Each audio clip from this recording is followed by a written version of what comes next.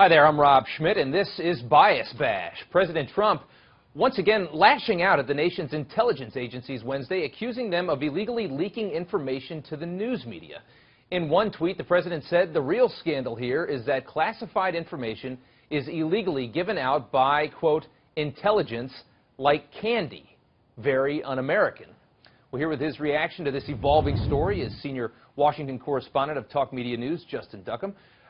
Justin, welcome to you. And obviously, this one's a little bit more obscure, but you know, from my perspective, it seems the media is just reporting what they're being told by the intelligence agencies. Where exactly do you see a bias here?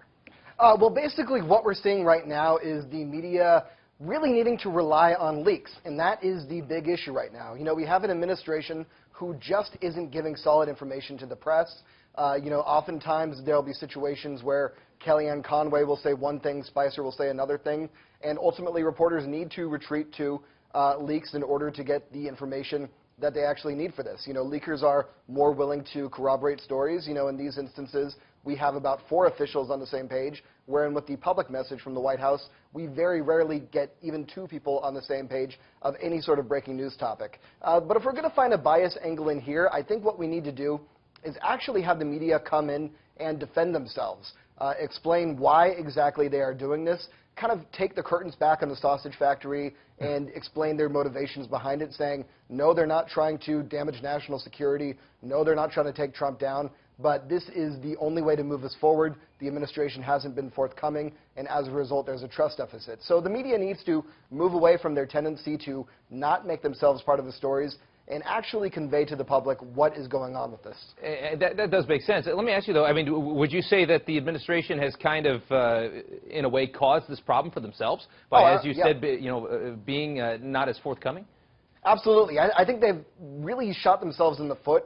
You know, we had 4 days going by before we got the administration on the record talking about what exactly was going on with Michael Flynn. During that period of time, the story absolutely just simmered.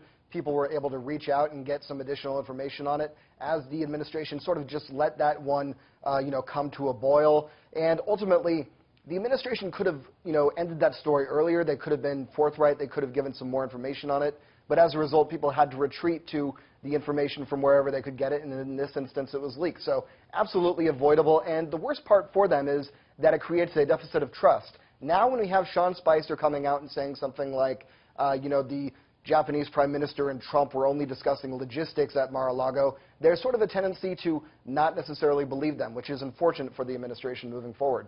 Yeah, especially after they spent all that time on the golf course. Okay, well, that's very interesting. Justin, thank you so much. Thank you. To hear more media analysis on this week's top headlines, catch Media Buzz with Howard Kurtz on Sunday at 11 a.m. Eastern and again at 5 p.m. Eastern on the Fox News Channel. I'm Rob Schmidt. Thanks for watching.